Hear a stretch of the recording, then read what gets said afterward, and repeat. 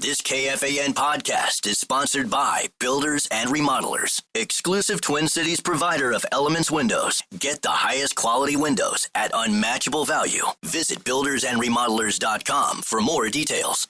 Did you know that many products for pregnant women do not have their own clinical trials for safety or efficacy?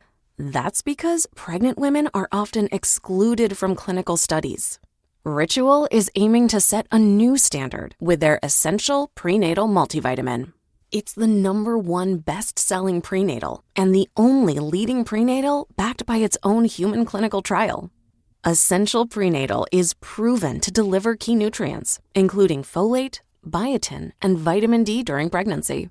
Moms taking Essential Prenatal had a lower overall cortisol level during pregnancy than those taking a leading prenatal. Plus, it's designed to be gentle on the stomach. Ritual doesn't just have your back.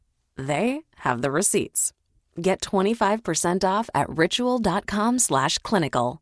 These statements have not been evaluated by the Food and Drug Administration. This product is not intended to diagnose, treat, cure, or prevent any disease. And always will be. As the late legendary Dark Star would say. Well, there's that. Yeah, there was that. It was a tale of two halves. We gave him everything we wanted. You know what I think happened, Tenneby? That Oklahoma City team, that 7-game series really, that was grueling, and they were exhausted and just weren't able to go 4 quarters with 1 day off. Wolves had nice 6 days off. They were fresh. They were tanned, rested, ready to play. Are people going to believe me now that the rest and rust means nothing when you... Well, maybe the Wolves were rusty. To world-class athletes. It makes no... Well, but that's my Just point. Shoot. But that's my point. Everybody says they'd rather have the team. We were going to be rested, ready to go, be able to do our hot tubs, cold tubs, and I try to tell people that's not the way it works in the National Basketball Association. Doesn't really work in that way in any league. I gave you the example yesterday. I said to you, let's say you had an experience that was not unlike that of a PGA golfer and shot a 74. Would you rather wait a week to play again, or would you like to get right back out there the next night and the next day, and you'd rather get out there the next day? You said, and you're absolutely right, because when the average age of NBA players is 26, 27 years old, 28, and you're all world class athletes, you don't get tired, you get even, and they ain't playing an aging LeBron. They weren't playing a Curry-less Warriors team. That's I tried to warn people earlier in the year when OKC was not only dominating the West, but they were just dominating the league. They have the best record in the NBA. And we pointed to, you can talk about 3-point percentage, 2-point percentage, free throw percentage, rebounding, blah, blah, blah, blah, blah. Defense wins championships. And that's the best defensive team in the NBA. I don't mean the Wolves can't rebound they can rebound. They just don't rebound enough. No, that they can bounce back and they could win 4 in a row and move on to the NBA Finals, but this is a real team they're playing. This is a team that's 10 deep. They had a kid that they said, who was the kid? What's his name? He barely played all year. Comes in and hits a 2 and a... for the Wolves? No. It's nothing to talk about with the Wolves. No. A kid for OKC, they said very little used all season. Hits a 3 and a 2. I mean, just getting contributions like we used to do. We used to get contributions. Yeah, we put in Jalen, what's his name? Yeah. Clark. He barely played. Yeah. That's Rosie's guy. And that's where when you don't play your Jalen Clarks very much, and then you decide in the Western Conference Finals when you're trying to get back in the game, you're going to play him. Kind of hard to rise. Didn't he miss 2 free throws in a row? I think he missed a couple of bunnies. I think he had free throws and he missed them both, I think. I mean, if you're going to play guys, I know they're supposed to be ready all the time, but you got to, that's why OKC, I brought up the sound bites from when they were playing, who did they just beat? I forget now, Denver. And there were the sound bites where they were saying, you play 10, you're getting contributions. And I said, well, that's what we've done all year. We have 10 guys that we trust. They've all played. They've all contributed. They all know they're going to play. It's never like, well, you're going to be on the bench. You won't play. You'll be a DNP tonight. You'll be a DNP the next game, and you'll be a DNP for 10, 20, 15, 30 games. They don't DNP those guys. And, God, they're tenacious defensively. I mean, they gave Ant no room to breathe whatsoever.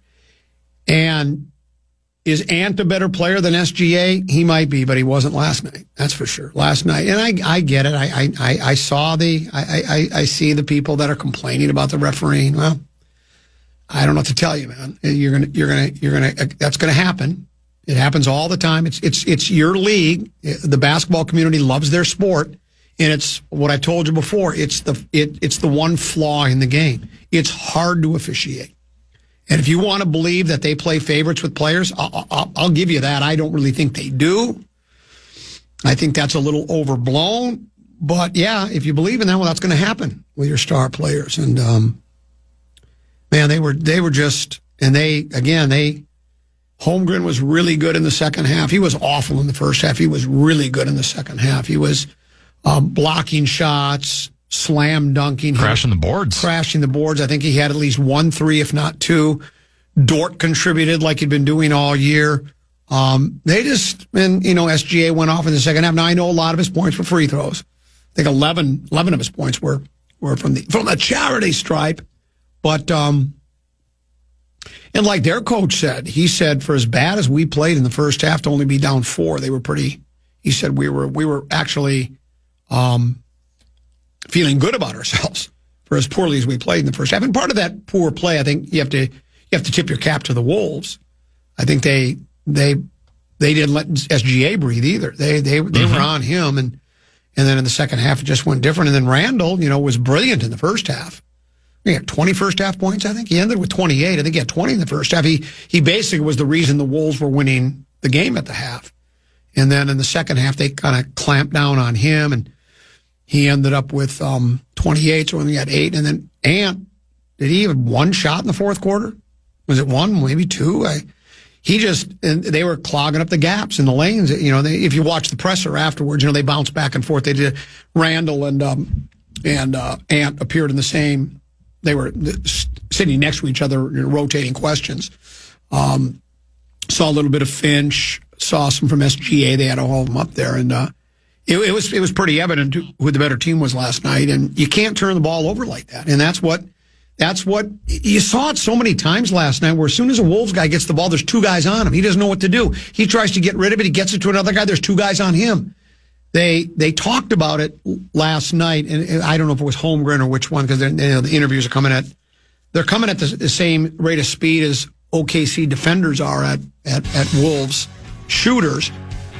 But they talk about how you can play. Holmgren was talking about how you can play aggressive defensively when you know you got backside help, when you know there's someone covering for you. So you can go up and get in the guy's face knowing that if he gets by me, there's somebody else there to help me out. And it appeared at times last night it was 6 against 5. It really did. And can that change? Yeah, sure. I mean, the Wolves need to make a change. I mean, yeah. I saw this stat last night, and remember, I always have said this. Just because something has happened more times than not doesn't always mean it's going to happen. But I think I saw the note that in the finals, whoever wins game 1 wins like 83% of the time, wins the series. So if you're going by those kind of stats, if you're a sabermetrics analytics guy and you go by past performances, they've already got their back up against the backboard. But we'll go ahead and talk a little Distad Lad. We'll see what Tenna has to say about the game. There's more to pick through.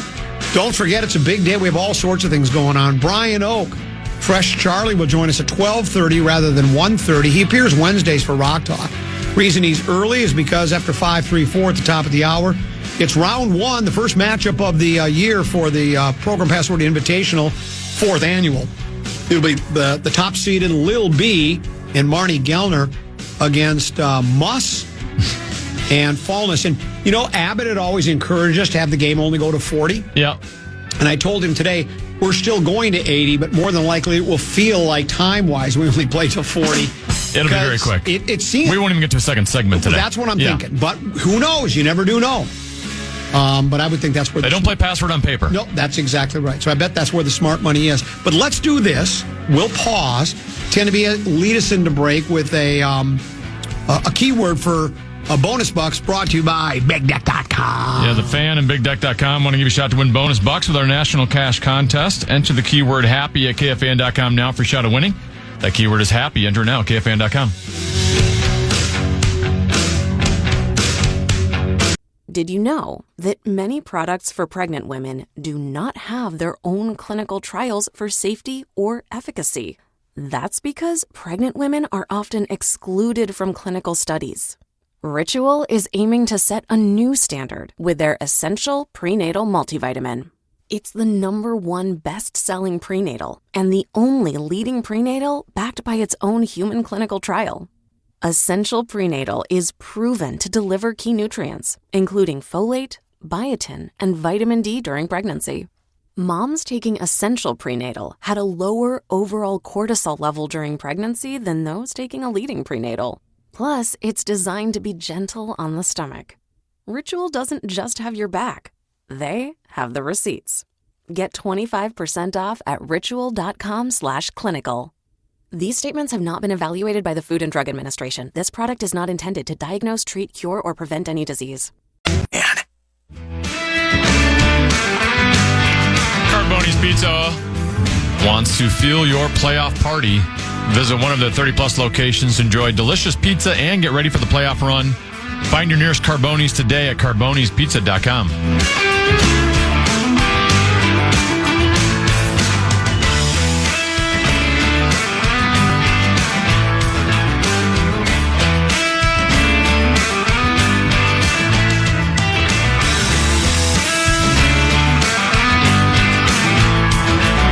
Level 13-14 pass. Time for not peek at the purple. There's nothing going on. We call it Whiff of the Wolves.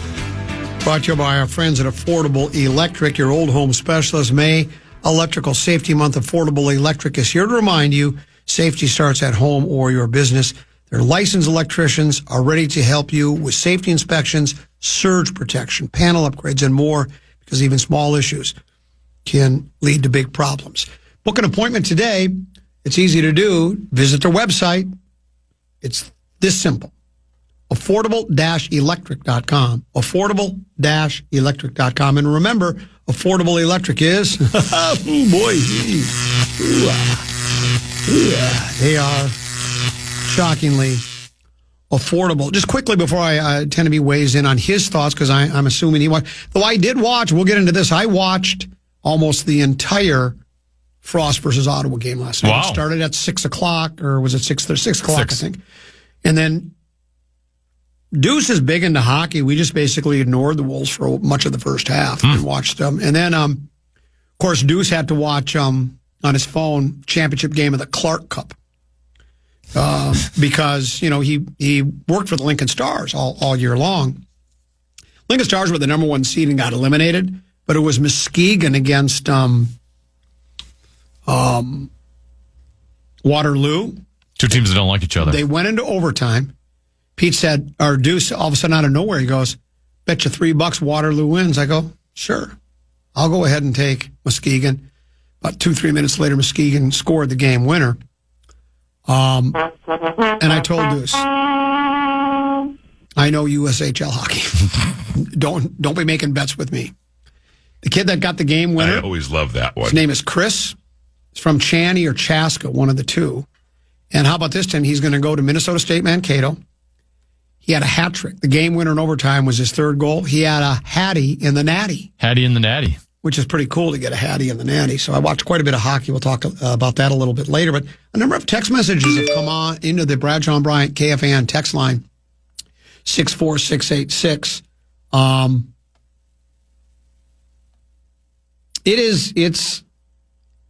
just glad I'm not one of those. The people,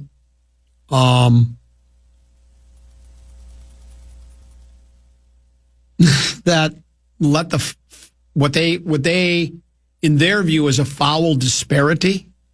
When you focus on that so much, how do you even watch a basketball game? First of all, you're imagining a lot of it. You're another one of those fans, just like players, that anytime a foul is called on your team, you don't believe it's a foul. Anytime a foul isn't called on an opposing player, let's say Edwards makes a shot, it doesn't go in, and it looks like there was contact, you think there was a foul that wasn't called. You know that's what you do. even when it's a blatant foul, you'll never admit your team fouled. That's just the way you are, and it's just said. And if you think fouls were the reason that they got beat by 30 points in the second half, and what was the final? How many they end up losing by? 40? If you think of the foul, the 3 or 4 fouls they called on the Wolves when Shea was trying to take it to the basket, if you think that's the difference in the game, you don't know hoops, man. You should just find another sport to watch. The fouls had zero. They lost by 26. The fouls had zero to do with the outcome. I wouldn't say zero. I'd say zero. I wouldn't say zero. I would, I wouldn't blame the loss on the fouls. Well, I would hope not, because you weren't watching the same game I was. If you were, I was watching the same game you were. Apparently, you weren't watching the same game I was, because I am the last person that likes to get on and jump all over the officiating. Because as you mentioned earlier, like the NBA, it's the hardest game to officiate, and they're going to make mistakes. The calls, and it's plural. It's not 1, it's not 2, it's 5 or 6 last night that SGA gets that have no business being called a foul. And to act like it doesn't have an impact, 1, you're getting free throws out of it. 2, Jaden McDaniels ended up getting fouled out in a game last night in which 3 or 4 of those were not fouls. They weren't. He wasn't touching them. I don't know. SGA is brilliant at drawing fouls. I will credit to him for that. I'm not blaming SGA. I'm blaming the league for allowing it to happen. But McDaniels gets fouled out because of it. And also, like, if the refs are calling the game that way, you have to change the way you play defense when you're getting as many fouls as you are. So you can't defend as aggressively as you would like to. So not here to blame, because, they missed a billion threes. Naz Reid was awful. Dante DiVincenzo was awful. Ant did not have a good game. I mean, you go through the lineup and the vast majority of them did not play well. But to act like the fouls were just an absolute zero factor, I don't agree with. 1%. As a matter of fact, I don't think all those were not fouls. I think some of them were fouls. And here's my suggestion. Well, I didn't say every foul was not a foul. Well, you said 5 or 6 were phantom, and I don't believe there was that. I do believe it was 5 or 6. I don't think it was 5. There were some obvious ones. Maybe 2 or 3. Also, you know what I'd do if I'm Ant? Take it to the basket, because he's a superstar too. He'll get the calls. He didn't take it to the basket. The same calls that SGA is. Well, he would have if he had taken it to the basket. The time that he crumpled to the ground, that team knows how to play defense without fouling. I'm sorry. Wolves fans got to get over it. Your team just needs to play a hell of a lot better than they did. Way better than they did last night. People just the idolizing and pedestalizing of the flopping basketball players made the sport unwatchable. Done watching. Let me know when football starts up again. I'll let you know. It starts in September. You're being blamed for what some people consider an awful montage yesterday. Says we were doomed by yesterday's mediocre montage. Tend to do better tomorrow. Here's some others on the fouls. Ant's game is much more pleasing to watch compared to SGA's. Foul baiting to pick up free throws, then hitting step backs once our defenders gave him more space for fear of breathing on him. Smart basketball is what it is. Matter of fact, Ant might want to take a page out of his book. You got to adjust. All right, you know what I'll do? I'll just say, even though I don't believe it, all those fouls is all in favor of SGA and blah, blah, blah, blah, blah. Well, then guess what? Like Teneby said, you have to change that. Start doing it yourself. Start foul baiting. Yeah, start foul baiting. If that's the way it is, and hit step back jumpers. It's a great shot. It's probably, other than the slam dunk, the step back jumper might be the hardest shot to defend in basketball. Because the guy's fading back, and they're so good now, they can just fade back and knock those down all day, every day. Learn to make that shot on a regular basis, and you'll score a lot of points, too. This is a tough love covenant. I'm not going to sit here and make excuses for the Wolves. Oh, they had the foul disparity. They gave SGA all the breaks. They play a defense too hard. They don't give us any chance to breathe. Play better. Take a page out of their book. I believe they will. Now, will it lead to a win? I don't know. Because you know how it goes in the NBA, Teneby. You can get out. Look at the Wolves got out to a really fast start last night. They had, 8, 9, 10-point lead for much of that first half. And then all of a sudden it just kind of flipped. And by the way, SGA was getting those calls. Second half, most of those fouls for SGA were first half fouls. So you just got to play better in that second half. And they know it. The Wolves said so in the news conference. They know. So we'll see how it goes. We'll take a break. We'll come back with more. By the way, Whiff of the Wolves brought to you by affordable-electric.com. Call them or reach out to them today. Short break, and when we return, Brian Oak. Rock Talk is next here on The Fan. This podcast is sponsored by Talkspace. May is Mental Health Awareness Month, and Talkspace, the leading virtual therapy provider, is telling everyone, let's face it in therapy. By talking or texting with a supportive, licensed therapist at Talkspace, you can face whatever is holding you back, whether it's mental health symptoms, relationship drama, past trauma, bad habits, or another challenge that you need support to work through. It's easy to sign up. Just go to Talkspace.com and you'll be paired with a provider, typically within 48 hours. And because you'll meet your therapist online, you don't have to take time off work or arrange childcare. You'll meet on your schedule. Plus, Talkspace is in-network with most major insurers, and most insured members have a $0 copay. Make your mental health a priority and start today. If you're not covered by insurance, get $80 off your first month with Talkspace when you go to Talkspace.com and enter promo code SPACE80. That's SPACE80. To match with a licensed therapist today, go to Talkspace.com and enter promo code SPACE80.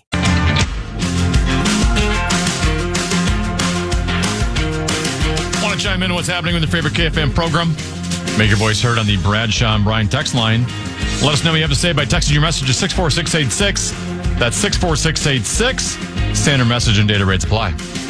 Couple 13-14 past. I'm Common. He's tend to be legendary Brian Oak, a.k.a. Fresh Charlie, in studio. I haven't had a chance to use the Fresh Charlie name in a long time because I used to be a very avid online video gamer, right? Mm-hmm. And you got to have the cool handle, and Fresh Charlie was mine.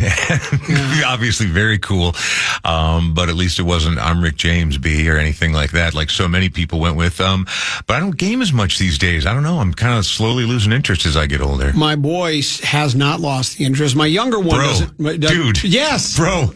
Dude. And that's all I hear. Bro. He got the headset on. He's in it. Looks like a fighter pilot. Yeah. It's like, calm down. Well, what was great about the guys I would game with all the time is they were all kind of nerdo brainiacs.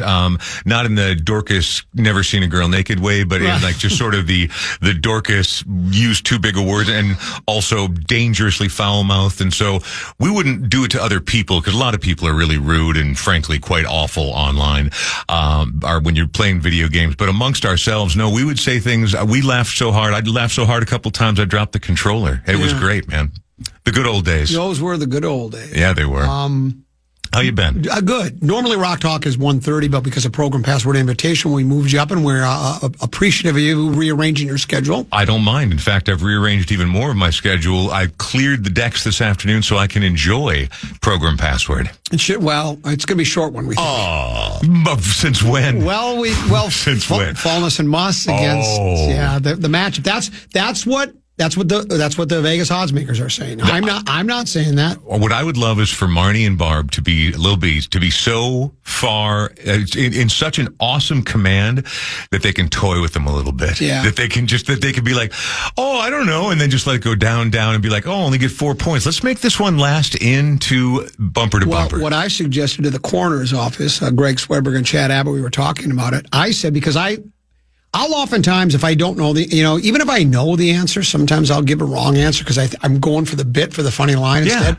If that was me in that matchup, I'd look at Fallness and say, we'll spot you 30 points. You're up 30-0. Let's play. And I think they'd still beat him if they spotted him 30. What do you think would happen? What will the prevailing mood be around the station should the unthinkable happen where Muss and Fallness actually win today? I think there would be... I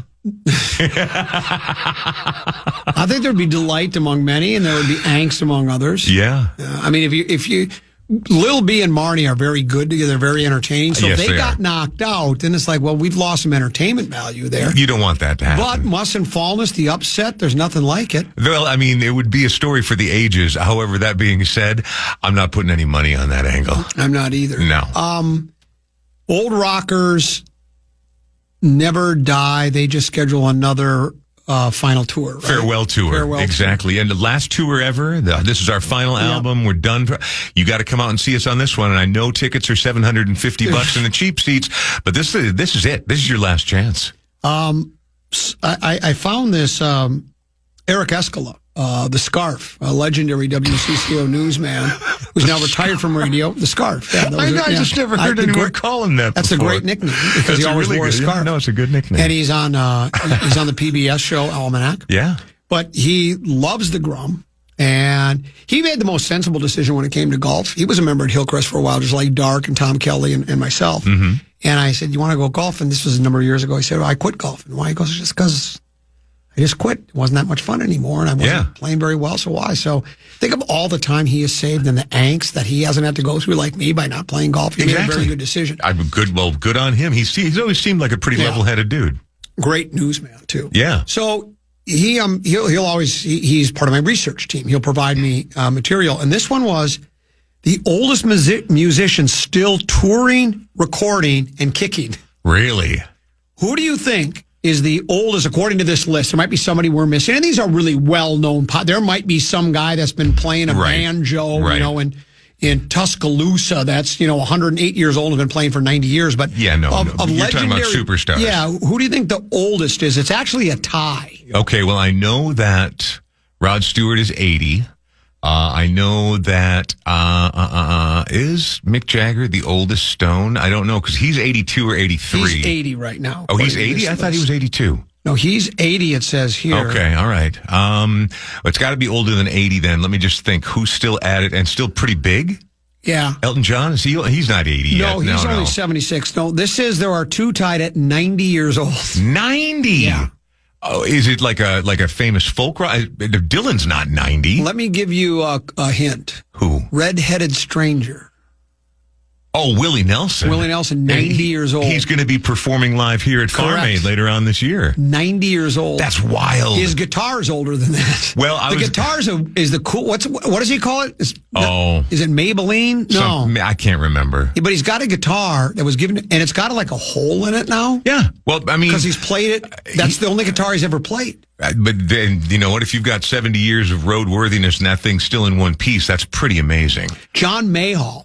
Oh, yeah. Well, again, he's 90 years old. Not a household name, but as responsible for the British blues explosion that spawned bands like the Rolling Stones as anybody. I mean, he was the biggest name when that first really became a genre back in the early 60s. John Mayall and the Blues Breakers was the name of the band. And I think, and again, some of I have a lot of misinformation because I spent much of my formative years under the influence of multicolored galaxy of uppers and downers and screamers and laughers. Right. But I think there are a couple of legendary guitar players, I think, played for the Blues Breakers. Oh, I think so. Including, I thought Clapton played for just a bit. It's a couple of legendary guys. Did Jeff Beck play with him for a while? I think it was Jeff Beck who did. Yeah, I think Jeff Beck did. And of course, all three of the three monsters all came through the Yardbirds, Jeff Beck and Eric Clapton and then Jimmy Page finally. Frankie Valli. Oh my, wow. 89 years old. And I mean, his whole career is predicated on those gigantic soaring high notes. Yes. Hard for me to imagine that he's nailing those at 89. Well, I saw a video. I saw my handheld computer, which doubles as a communication device, knows I like music, so I'll get snippets of this and that. Right. And there's a snippet of him. It looks like I don't know how much longer he's going to perform because he looks like he's kind of almost a vacuous stare. I don't know if he's starting to get the Alzheimer's or the dementia. I don't know. I shouldn't even bring that up. Or even if he's not got any of those, he's 89. Yeah, he's 89. I mean, just being alive at that point is going to take a toll on you. It's going to take a little of the jump out of your step. A name that's not on here, but I just read this story. Johnny Mathis. Yeah. He's 90. He performed. His last show was scheduled for this past Monday. It was going to be it for him because he was starting to have cognitive issues as well. And it was announced that was going to be the last show he ever did. It was somewhere in New Jersey. Right. Very last show. Wow. Which would be something, again, he probably doesn't, like you say, can't hit the high notes or do this or that other thing, but his voice is as good as any crooner. Well, this is what it comes down to, is if you grew up with Johnny Mathis, and Johnny Mathis was there when you were smooching your best gal, that's always going to be a part of your brain. It's going to be part of why his music matters to you. That's the kind of person that should go to Johnny Mathis's final show, because it won't be a powerhouse showcase, but it will be the farewell from someone who had a serious impact on your life. I can see going to that if I liked Eddie Johnny Mathis. No disrespect intended. Then there's this guy who is still performing at the age of 88.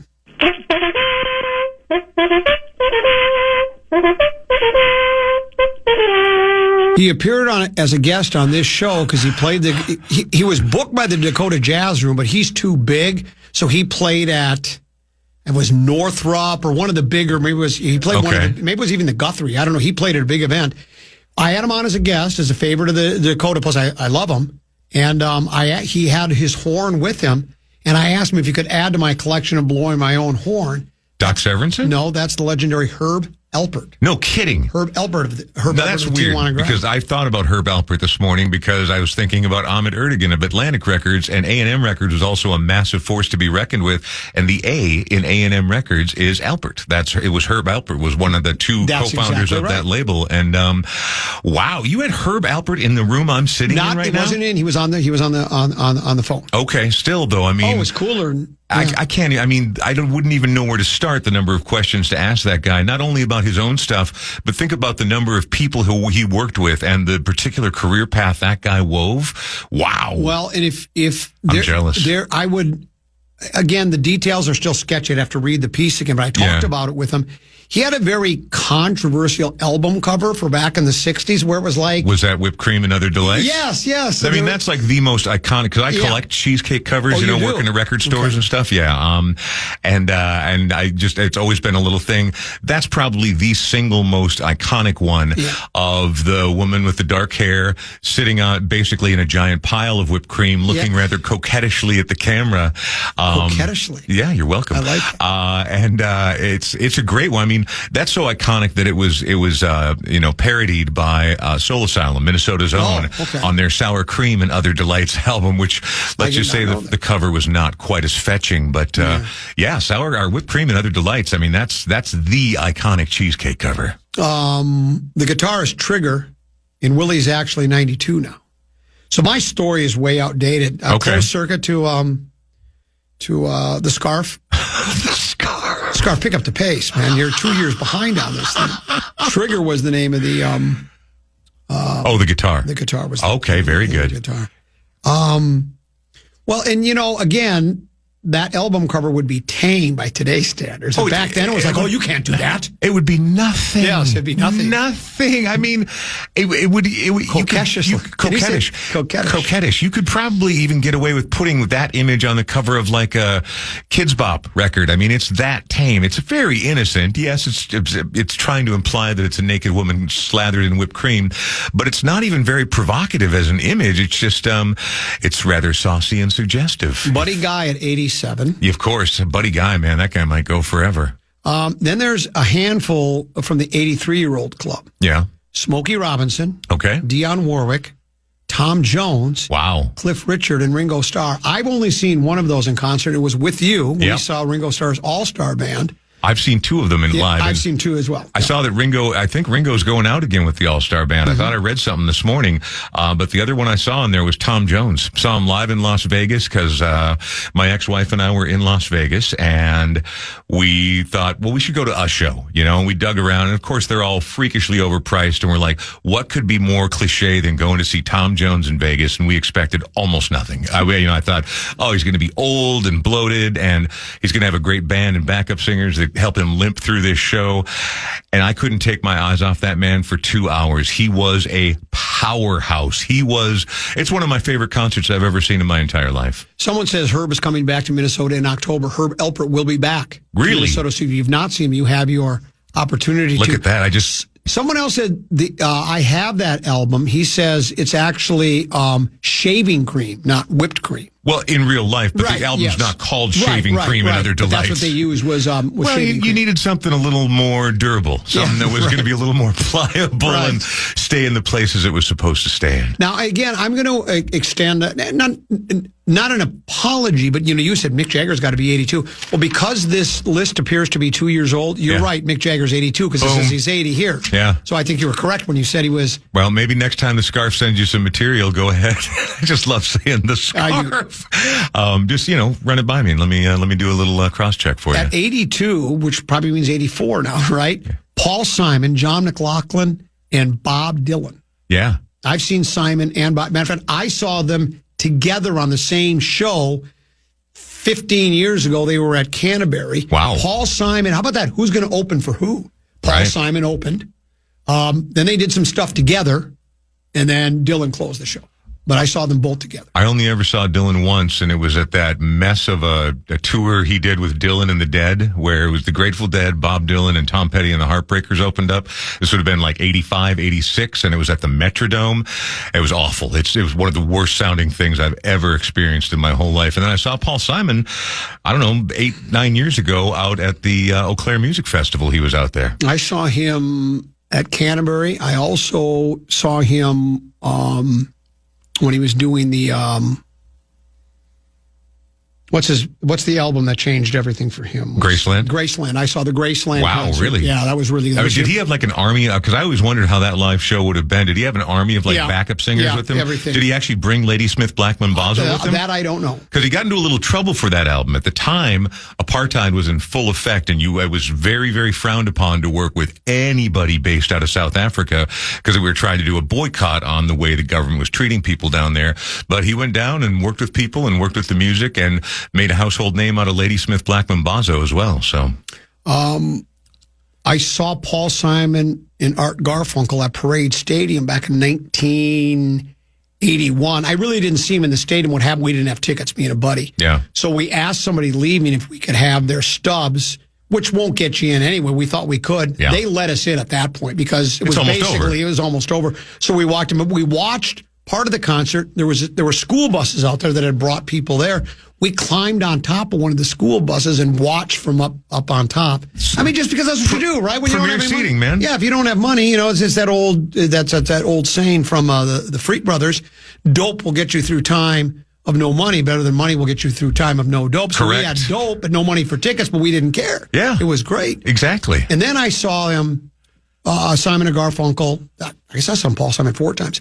They were with the Everly Brothers, who were their heroes, right? That was their biggest inspiration. And what I loved about it, and I think you and I have talked about this before, I know I've mentioned it on the air, Simon and Garfunkel had so much respect for the Everly Brothers, they didn't use them as openers. What they did was Simon and Garfunkel came and did like an hour. Yep. Then they brought the Everly Brothers on, and I can't remember if they played a couple with the Everly Brothers and then let the Everly Brothers do their thing for a few songs, or if Everly Brothers did their thing, and then Paul Simon and Art Garfunkel came back and did some with them. Right. But they just had them like in the middle of the show. So you're legendary. We're not going to have you open for us. And for people who they hear the name the Everly Brothers and they think of like old timey weird music. Even Billy Joe Armstrong of Green Day worships the Everly Brothers. In fact, he put out that album with who? Nora Jones, called Foreverly, where it's all Everly Brothers songs. No, the Everly Brothers are, if you're someone who hasn't listened to them in 50 years or you've never ever heard their music, that is definitely worth digging around a little on. Have you ever seen Pink Floyd and or Roger Waters and who's the other guy that he doesn't get along with? Why can't I think of the other Pink Floyd guy? David Gilmour. Yeah. Because they don't get along, right? Yeah, no, exactly. And that's why, David Gilmour kind of took the Pink Floyd name and went on, and Roger Waters went off solo. I have not seen Pink Floyd proper. I wasn't a huge fan of the strictly I love a lot of what David Gilmour did. I mean, he basically goes back to the Syd Barrett days anyway, and his influence is all over all the most famous stuff. Didn't really love the later stuff like Division Bell or Momentary Lapse of Reason, but it wasn't bad. It just wasn't Pink Floyd to me. And Roger Waters, same with his solo stuff, and he got angrier and louder and a lot more political, but I did see his wall tour when he brought it through town. That had to be at least 10 years ago now. But yeah, I've seen Roger Waters. Steve Miller is coming back to the Twin Cities. Never seen Steve Miller, and I'd love to. I tell you what, when he came out with Fly Like an Eagle, that like 2 albums in a row that were just huge monster hits in the mid to late 70s, right? I was a huge fan of him, right? I mean, Joker is as good a song as ever. And I think, if I read correctly, that was kind of just a song they threw together. They didn't think it was going to be much of a hit. It ended up being probably his most popular song is the Joker, right? Yeah, I mean, it's the one that most people, because he refers to himself as a midnight toker, it's kind of the Coon Rapids one. Yeah. But I mean, you think about Big Old Jet Airliner or Jungle Love; those were massive. They were huge. Or Fly songs. Like an Eagle. There you go. Yeah, and what? Yeah. And then what was cool was they came to town with Peter Frampton.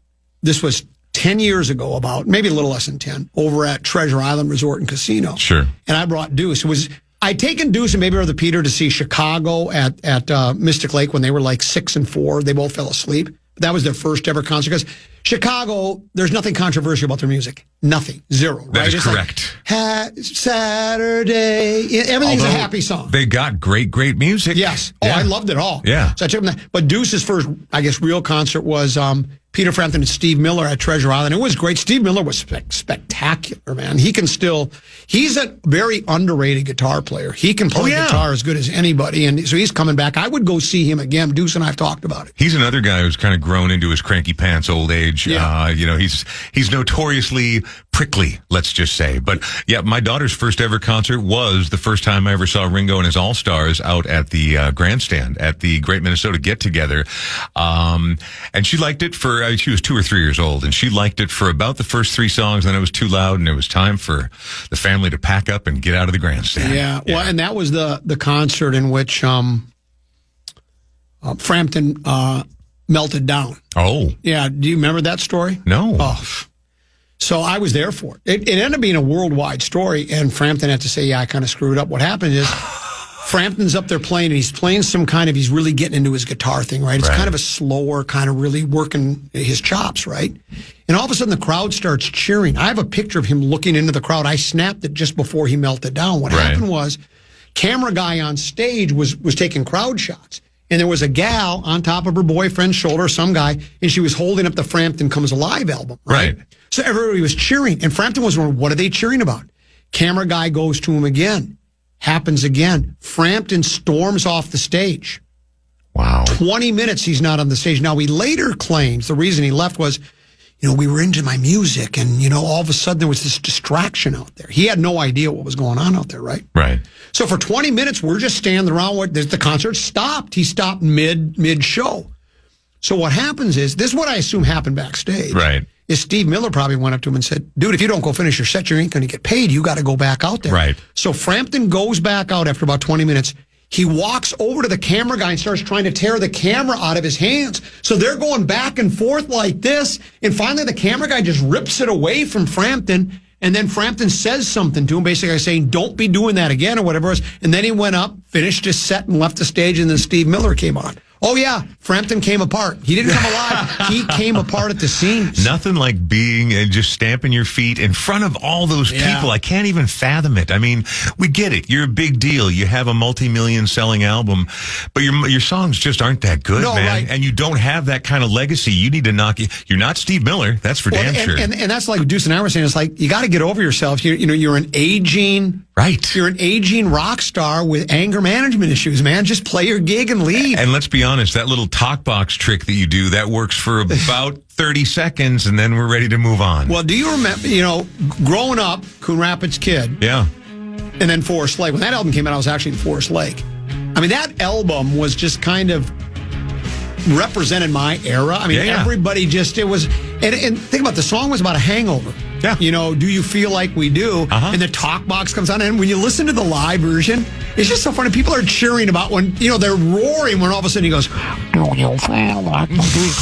Oh, that's the greatest thing ever when you think about it. It's really one of the silliest things. Yeah. No, it sounds like something off Sesame Street. Hey, since it's time for me to go, I want to remind people that I do have a podcast coming in quick on 500 full episodes. In fact, we just did episode 482 earlier this week, featuring the legendary Julius Juice Collins and Z from Dr. Mambo's Combo, who've got a really cool Prince tribute coming up in a couple weeks over at the Parkway Theater.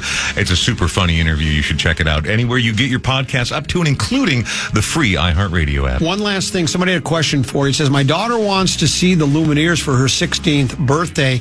Can you ask Oak if the Lumineers are worth spending the money to see? It depends on what the money is, but I would say yes. The year Lumineers blew up was one of my last years at Cities, and they started out and they played in the entry. They came back and played in the main room, and before year's end, they were headlining Target Center.